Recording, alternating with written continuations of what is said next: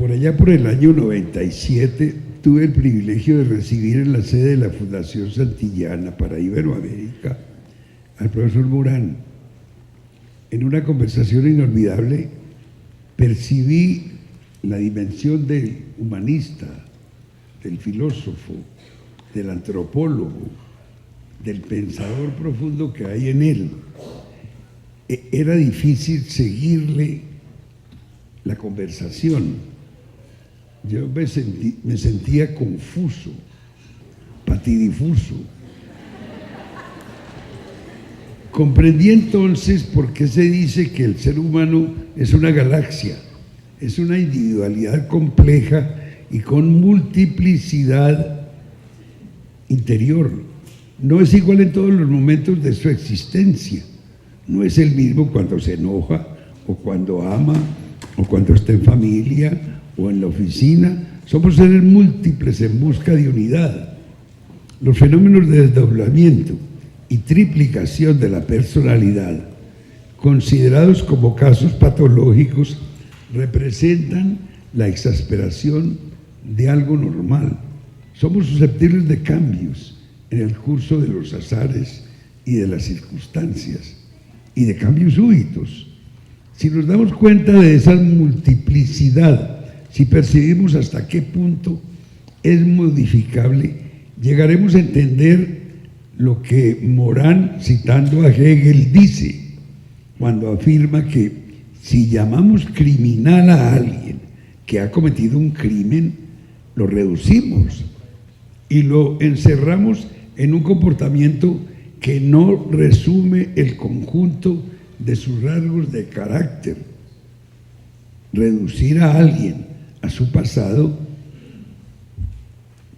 unilateralmente es mutilarlo de sus evoluciones posibles en presente y en futuro. Morán me sedujo siempre intelectualmente con su reforma del pensamiento a partir de la comprensión de lo complejo. Le preguntaron a Picasso, ¿qué significa este cuadro que usted acaba de pintar? Y él dijo, más bien miren la obra de Braque, otro de los cubistas de la época. Y esa obra de Braque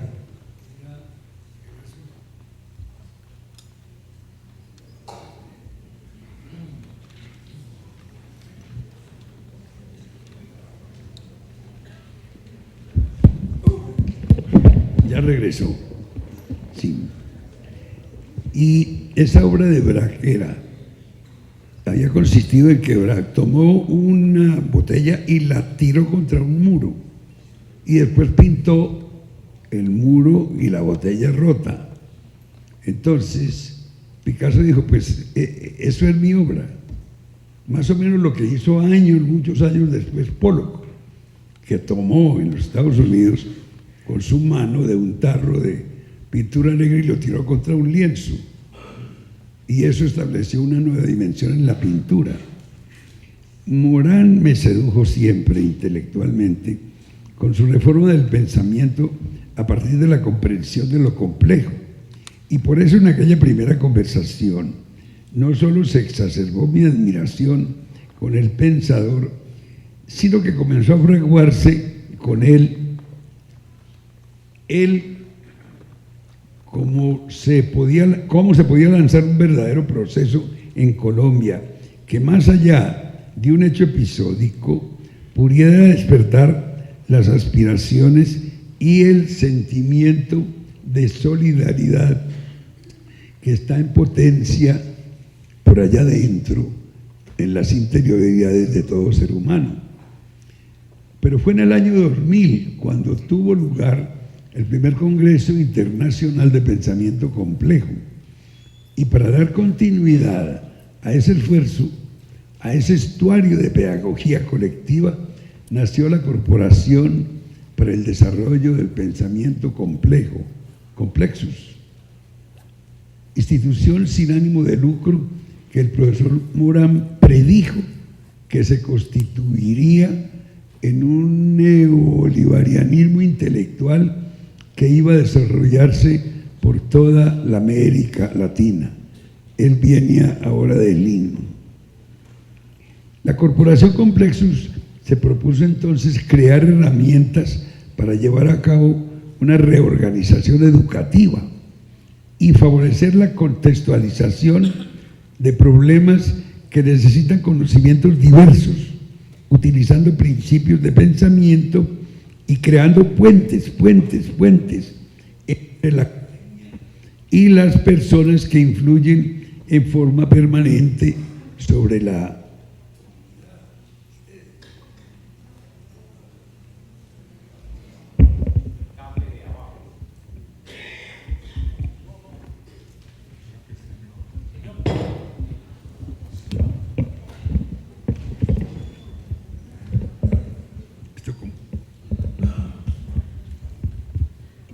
que no lo han acabado de inventar.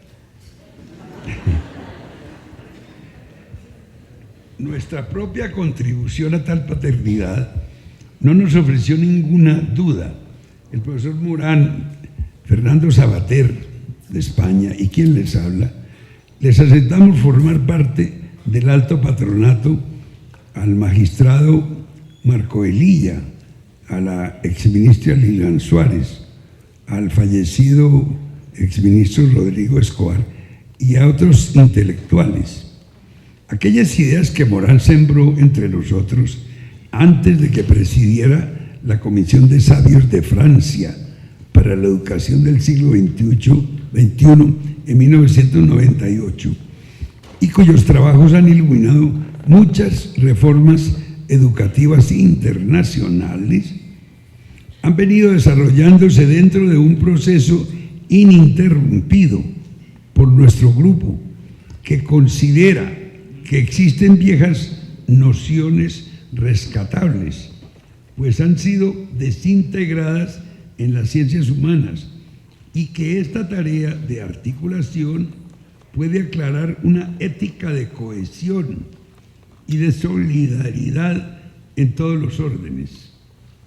Profesor Morán, usted nos invitó, en sus propias palabras, ya hace 12 años, a salir de una manera muy simple de ver las realidades en las cuales la especialización y la hiperespecialización hacen que cada persona solo conozca una fracción de la realidad y que estos fragmentos no tengan ninguna relación entre sí. Es necesario un pensamiento que articule, que religue en los saberes disciplinarios, que vincule el objeto del conocimiento, sea un texto, una frase, a su contexto.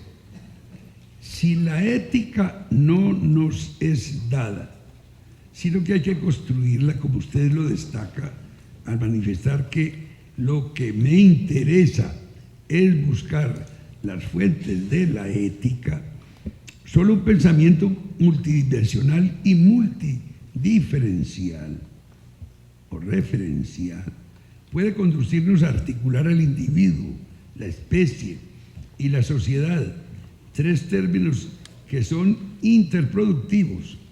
Si eso se logra, nosotros complementaremos la sociedad que nos articula a nosotros. De ahí nuestra lectura polifónica de hoy, donde rectores y académicos, grandes economistas, probos funcionarios, doctrinantes e ilustres panelistas pertenecientes a sectores de la economía y la sociedad colombiana han decidido interpretar esa sinfonía o polifonía que debe vincular todos los esfuerzos y herramientas sociales en la construcción de una estrategia de lucha contra la corrupción, la ética y la formación para la defensa de lo público, la ética y los bienes colectivos como la justicia y el medio ambiente, la ética y la democracia y la globalización, y en particular el papel individual y colectivo que para la construcción de un país es elemento sine qua non, implica la tarea de los medios de comunicación, conlleva la articulación de conocimientos diversos y, por supuesto, su contextualización. El año anterior, Complexus, con la Contraloría General de la República, realizó 8 foros, algunos dedicados a la lucha contra la corrupción, donde se reunieron ministros, superintendentes, directores de las principales instituciones de inspección y control, para aproximar a la sociedad colombiana a las soluciones interinstitucionales más reales. No es contra nadie en concreto, es ni contra una metáfora, es contra una realidad lacerante, que es como una herida que lleva la sociedad colombiana en este momento y que tratamos de eludir o de soslayar, pero es haciéndonos una especie de harakiri intelectual a nosotros mismos. Toda decisión corresponde a una forma de partido en el sentido pascaliano del término. Y ese yo, que se podría ver como el centro del mundo, porque yo no puedo ser otro, pero al mismo tiempo ese yo es también nosotros. La sumatoria de yos produce la comunidad, produce nosotros. Al mismo tiempo yo puedo introducir un principio de inclusión, porque yo me puedo meter en nosotros. La paradoja del ser humano está en este carácter fundamental del sujeto. El nosotros está dentro de nuestro propio yo, y ese propio yo es, por supuesto, parte de nosotros. Lo anterior hace que cuando tomemos partido en favor de una acción, es decir, al asumir una estrategia, yo pueda ser o no pueda ser solidario y responsable, lo que necesariamente implica pensar complejamente, ya que no se está siguiendo un programa predeterminado. Debemos ser capaces de modificar nuestra acción, lo que nos lleva a articular los medios con los fines, ello que no es otra cosa que la ética de la solidaridad, la ética de la comprensión, que debe inseminarse desde la más tierna edad de acuerdo con el escenario mental de cada niño y de acuerdo con su propia sensibilidad.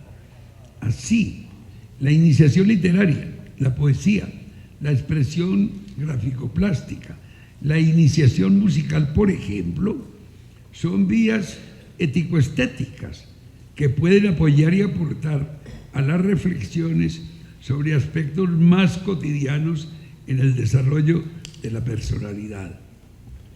Tenemos que combatir el problema más agudo que el profesor Morán nos señala, la degradación de la solidaridad y de la responsabilidad.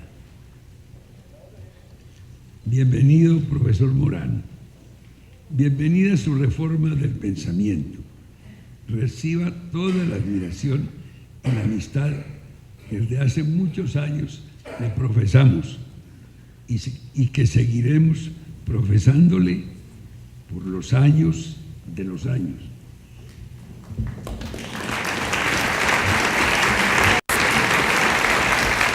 Ese periodo de cocinación, finalmente usted lo evidencia, y quizás una de las muestras más evidentes y la satisfacción que nosotros tenemos precisamente de presentarle el monstruo que usted creó, profesor Morán, es precisamente lo que está pasando en muchos de los países de América Latina y en particular en Colombia, donde usted hizo el esfuerzo de trasladarse a muchas regiones del país y adicionalmente consagrarse en ese encuentro internacional en el año 2000.